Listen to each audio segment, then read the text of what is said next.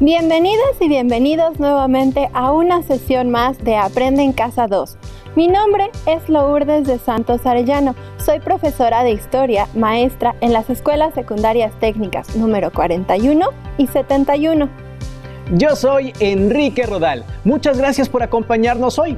Espero que estén aprovechando al máximo este tiempo para aprender a través de Aprende en Casa 2, que tiene la finalidad de que continuemos adquiriendo nuevos conocimientos y habilidades correspondientes a Historia, primer grado de educación secundaria. Recuerden mantener la sana distancia, usar correctamente el cubrebocas y lavarse constantemente las manos con agua y jabón durante 20 segundos. Al cuidarse ustedes, nos cuidamos todos. En la sesión de hoy continuaremos trabajando con los cambios registrados durante la segunda mitad del siglo XVIII, cuando la forma de pensar y concebir el mundo se transformó a partir de las ideas del liberalismo y la Ilustración. Nuestro propósito hoy será valorar la importancia de las ideas del liberalismo y su influencia en los ámbitos político, económico y social. Con ello, podremos complementar y finalizar el reto de esta semana, que es la construcción de una historieta. Antes de iniciar con nuestro tema, asegúrense de tener a la mano lápiz o bolígrafo, colores, cuaderno u hojas blancas, pues les servirán para tomar nota de las ideas más importantes del tema, así como para registrar las dudas que les puedan surgir. También recuerden tener cerca su libro de texto, pues es su principal fuente de consulta. Si necesitan buscar el tema del día de hoy, podrán encontrarlo dentro del bloque 1. Si ya están listos, ¡comencemos! Como mencionamos antes, nuestro objetivo de hoy es identificar la importancia e influencia de las ideas del liberalismo en los contextos político, económico y social de la actualidad. Pero antes de identificar si el liberalismo es un asunto de ayer y hoy, vamos a recordar algunas de sus características. Para ello, vamos a ver esta presentación. Pero antes les voy a pedir que en el transcurso de la explicación traten de localizar la siguiente información y la anoten en su cuaderno. ¿Listos? ¿Qué es el liberalismo? ¿A qué nos referimos cuando hablamos de libertades? ¿Cuáles son las características del liberalismo político?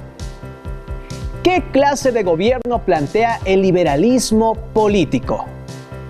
¿Qué tipo de libertades busca el liberalismo económico? El liberalismo surge a finales del siglo XVII y cobra mayor relevancia en el siglo XVIII, también llamado siglo de las luces.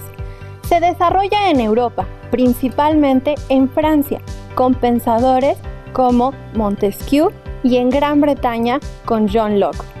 De acuerdo con la Real Academia de la Lengua Española, el liberalismo se define como una doctrina política que postula la libertad individual y social en lo político y la iniciativa privada en lo económico y cultural, limitando en estos terrenos la intervención del Estado y de los poderes públicos.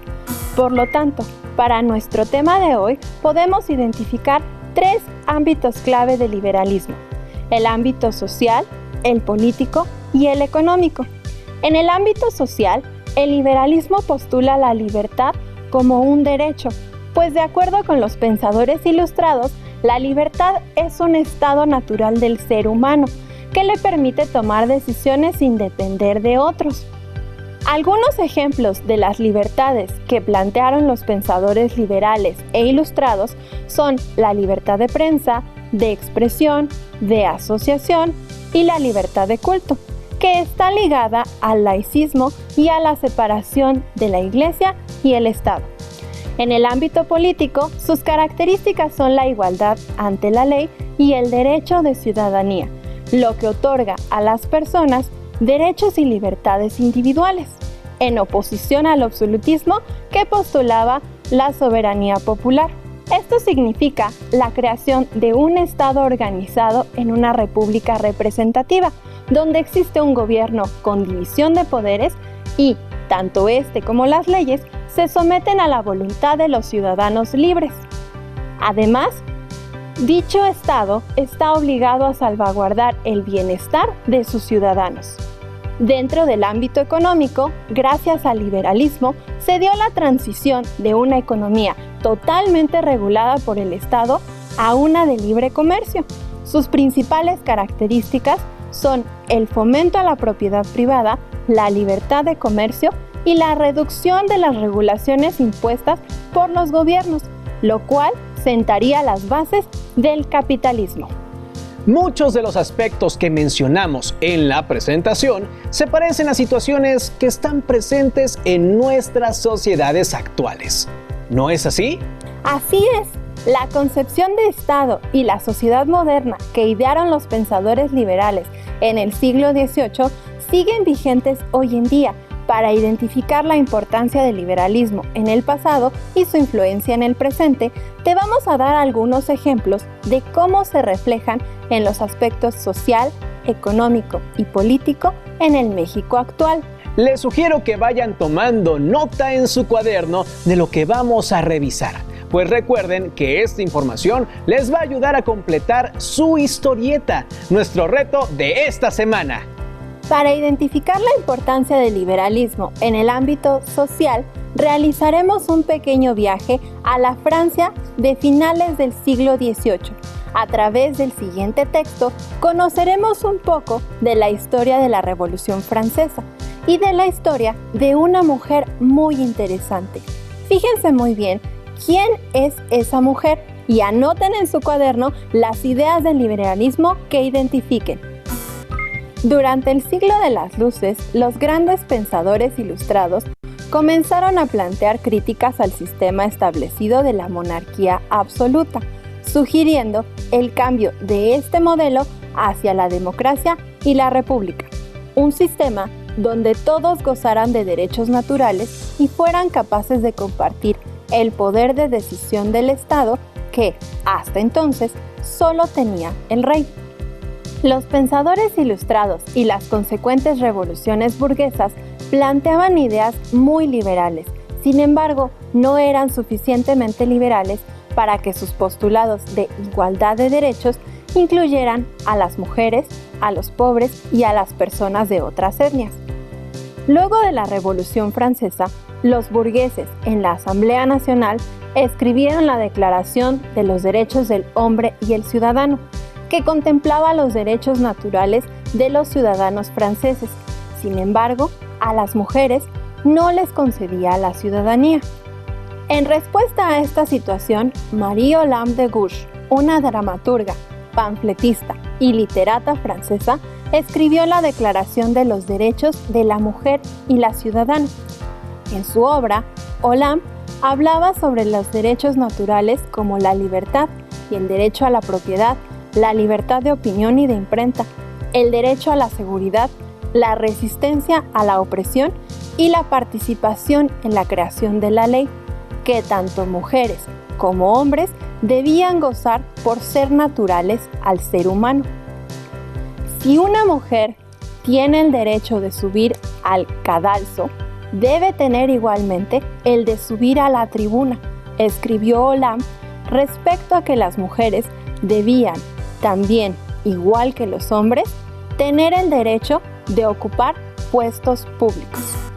¿Eso quiere decir que los revolucionarios franceses y Olympe de Gouges buscaban las libertades y derechos que plantea el liberalismo?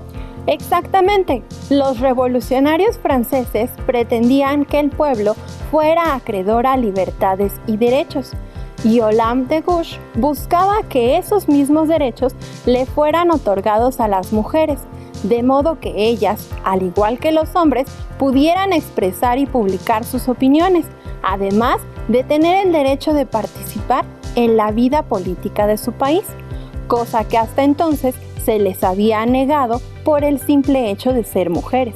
Y entonces, ¿de qué manera influyó la Revolución Francesa y la historia de la activista social Olympe de Gouges en el presente? Veámoslo detenidamente. En México, por ejemplo, gozamos hoy en día de libertades como poder decir y publicar lo que pensamos, independientemente de nuestro género. Estos derechos están garantizados en documentos como la Constitución Mexicana y la Declaración Universal de los Derechos Humanos. Además, los hombres y las mujeres mayores de edad pueden ejercer el derecho al voto libre y secreto en nuestro país, derecho por el que Olympe de Gouges y otras mujeres lucharon desde finales del siglo XVIII. De modo que, basados en nuestro ejemplo, podemos decir que la importancia e influencia del liberalismo en el ámbito social podría resumirse como nos muestra el siguiente cuadro. Las ideas del liberalismo que retomamos son los derechos naturales del hombre, como la libertad y la igualdad. Ambos derechos constituyen la piedra angular sobre la que descansa el liberalismo y la Ilustración. Su importancia en el pasado fue la creación de las declaraciones del hombre y el ciudadano y la mujer y la ciudadana, así como la creación de la Asamblea Nacional, donde por primera vez los burgueses pudieron ejercer su derecho al voto. En el presente, como vimos, nos podemos referir a la libertad que tenemos de opinar y de escribir nuestras ideas, a que tenemos derecho al voto igualitario y a que todos nuestros derechos estén garantizados por nuestra Constitución y la Declaración Universal de los Derechos Humanos. ¿Y qué hay del ámbito político? Para el ámbito político, realicemos la lectura de algunos fragmentos de la Declaración de Independencia de los Estados Unidos de América. De nuevo, traten de identificar las ideas liberales conforme realicemos la lectura. Procuren anotarlas para no perder de vista ninguna. Congreso, 4 de julio de 1776. La Declaración Unánime de los 3 Estados Unidos de América. Cuando en el curso de los acontecimientos humanos se hace necesario para un pueblo disolver los vínculos políticos que lo han ligado a otro y tomar entre las naciones de la tierra el puesto separado e igual que las leyes de la naturaleza y el Dios de esa naturaleza le dan derecho.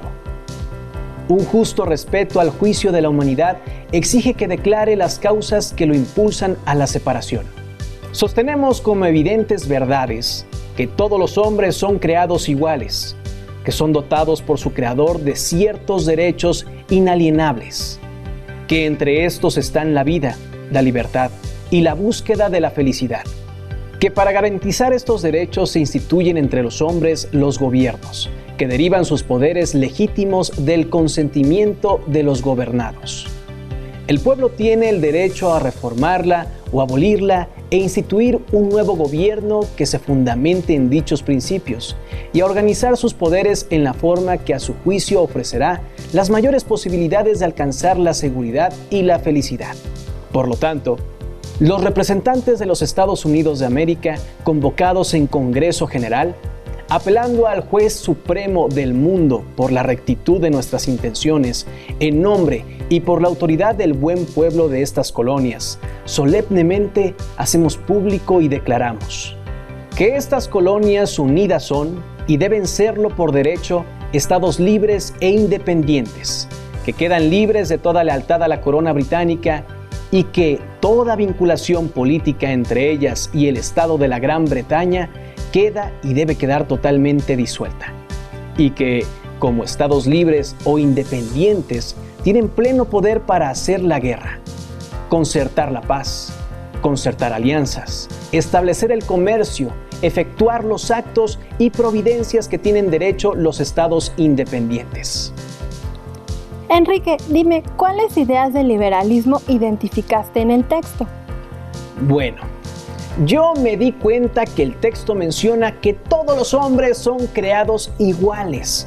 Es decir, que no existe la idea de que hay personas elegidas por decreto divino, como se pensaba de los reyes, que todos son dotados de ciertos derechos inalienables, entre los que se encuentran la vida, la libertad y la búsqueda de la felicidad.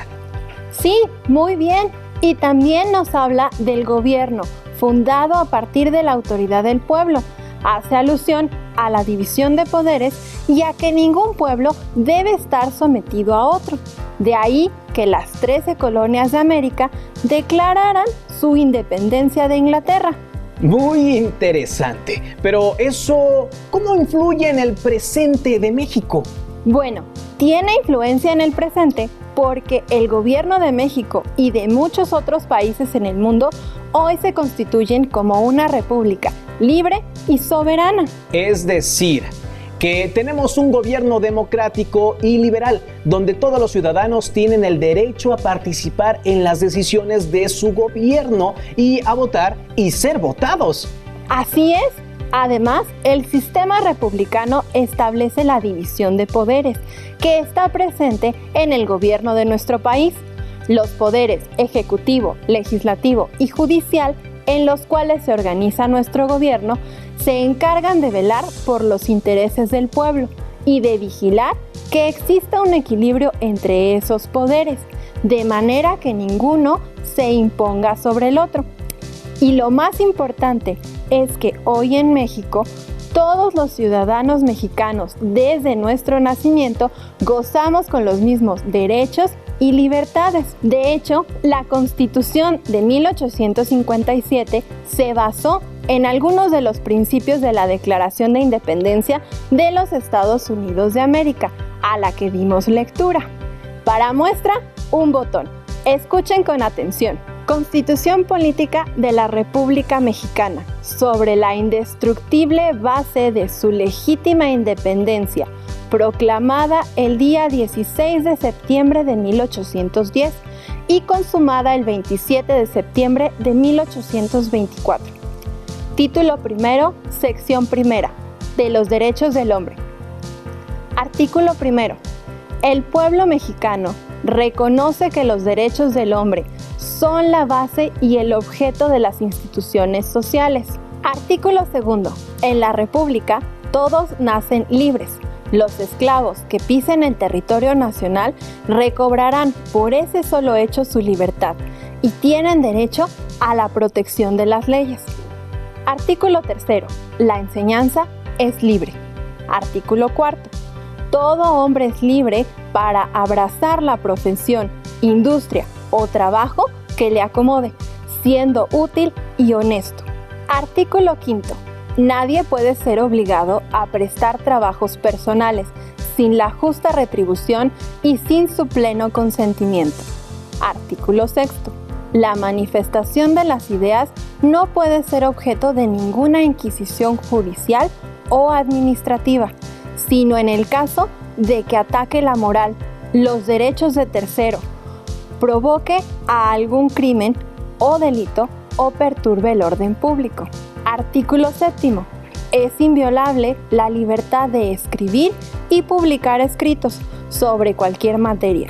Ninguna ley ni autoridad puede establecer la previa censura, ni exigir fianza a los autores o impresores, ni coartar la libertad de imprenta, que no tiene más límites que el respeto a la vida privada, a la moral y a la paz pública. Artículo 12. No hay ni se reconocen en la República títulos de nobleza, ni prerrogativas, ni honores hereditarios. Artículo 16. Nadie puede ser molestado en su persona, familia, domicilio, papeles y posesiones, sino en virtud de mandamiento escrito de la autoridad competente. Ya pude identificar muy bien las coincidencias entre las ideas liberales, la Declaración de Independencia de los Estados Unidos de América y la Constitución de 1857. Podemos sintetizarlo en un cuadro para que a todos nos quede más clara la influencia del liberalismo político. Por supuesto, nos quedaría de la siguiente forma. En este caso, la idea sería mediante el gobierno republicano y la división de poderes.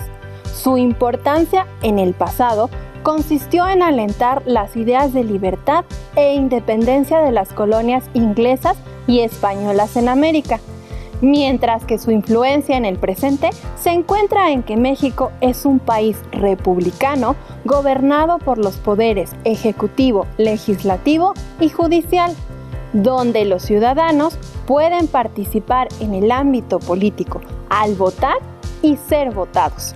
Entonces, sin las ideas liberales, hoy en México las personas no gozaríamos de derechos y libertades que nos permiten participar en la organización del país y expresar libremente nuestras ideas. Así es, y si han estado poniendo atención, tenemos un ámbito más por revisar el día de hoy. Claro, faltaría hablar del ámbito económico. ¿Cuál podría ser la importancia e influencia del liberalismo en ese ámbito? Bueno, como recordarán, en la sesión pasada vimos que el liberalismo económico surgió del libro La riqueza de las naciones, escrito por Adam Smith, ya que en el siglo XVIII las monarquías europeas ejercían una excesiva intervención económica sobre el comercio. Y esas medidas afectaban a los burgueses, que tenían que pagar más impuestos a sus gobiernos y no podían comerciar con otros países. También les recuerdo que fueron precisamente los burgueses quienes fomentaron la expansión del liberalismo por toda Europa y luego en América. Sí, y especialmente difundieron el liberalismo económico, que postulaba el derecho a la propiedad privada, el libre comercio y la reducción de las regulaciones e intervención de los gobiernos en la economía. ¿Esas medidas beneficiaron a la burguesía? Para averiguarlo, les propongo que observemos algunas imágenes de los burgueses a lo largo del tiempo. En cada una de ellas, vamos a fijarnos muy bien en la ropa que llevan, en las actividades que realizan, en los objetos a su alrededor y en general a las situaciones en las que se encuentran. Todo ello con el propósito de identificar cómo era y es su vida y si el liberalismo implantado a partir del siglo XVIII les benefició o no. Para que les sea más fácil recordarlo después, pueden anotar en su cuaderno los descubrimientos que vayan haciendo.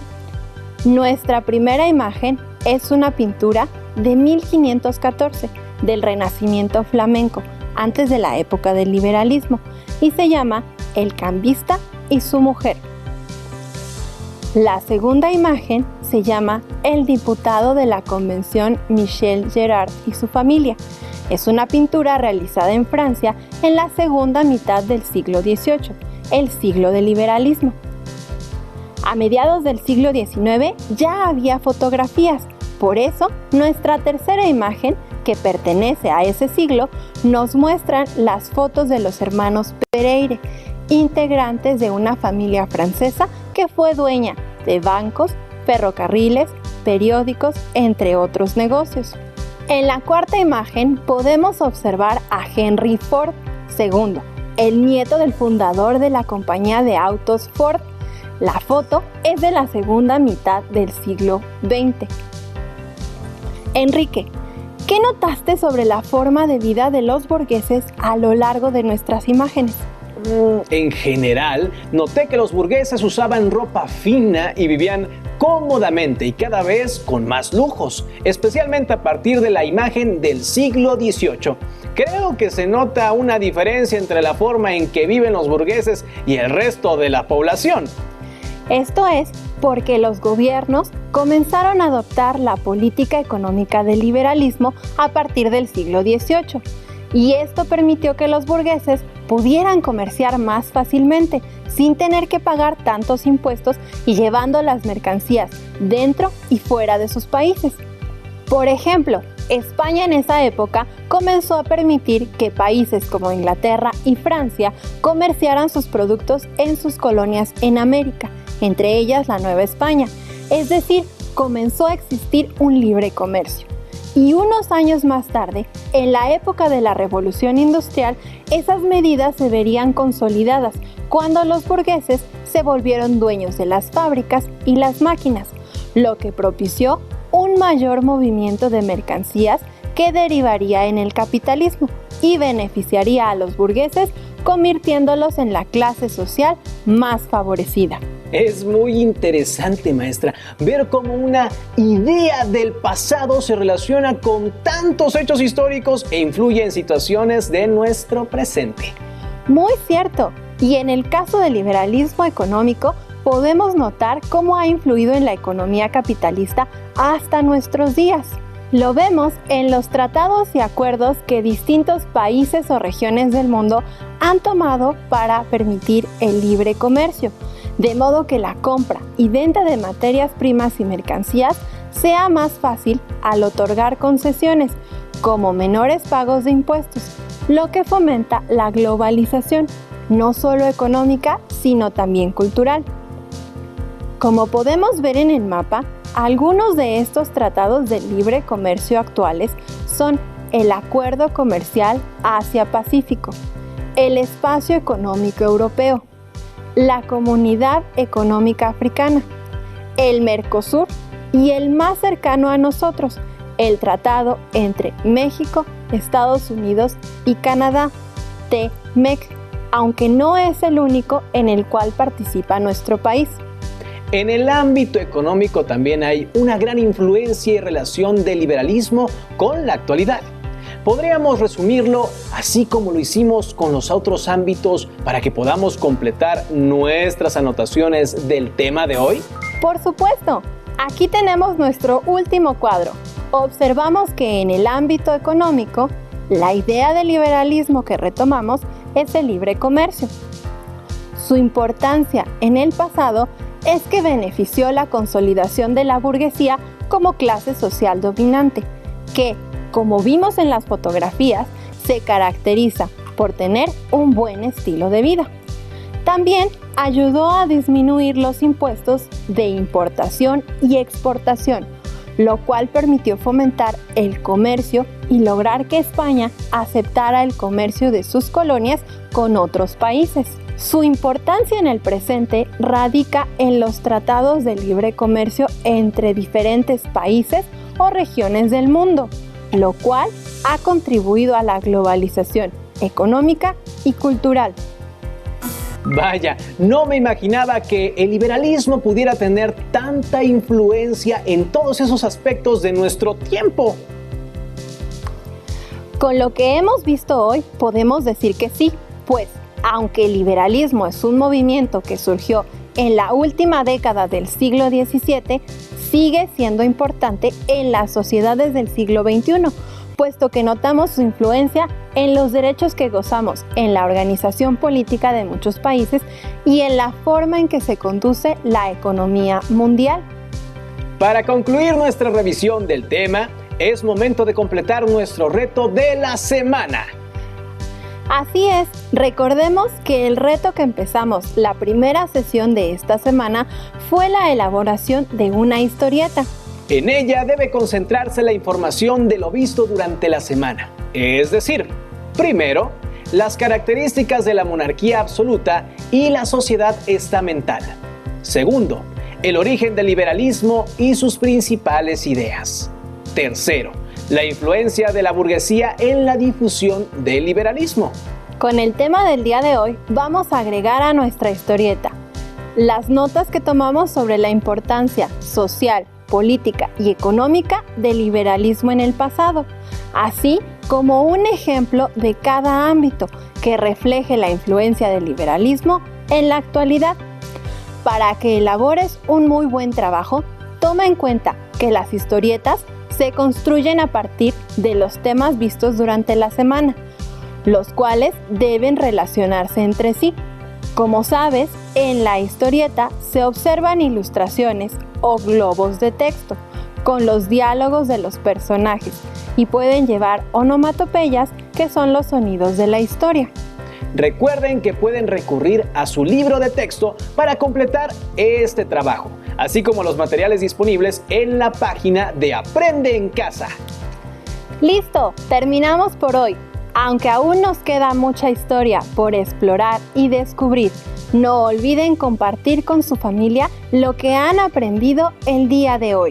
Recuerden seguir las medidas sanitarias, porque al cuidarte tú, nos cuidamos todos. Nos vemos muy pronto en una sesión más de Aprende en Casa 2. ¡Hasta la próxima!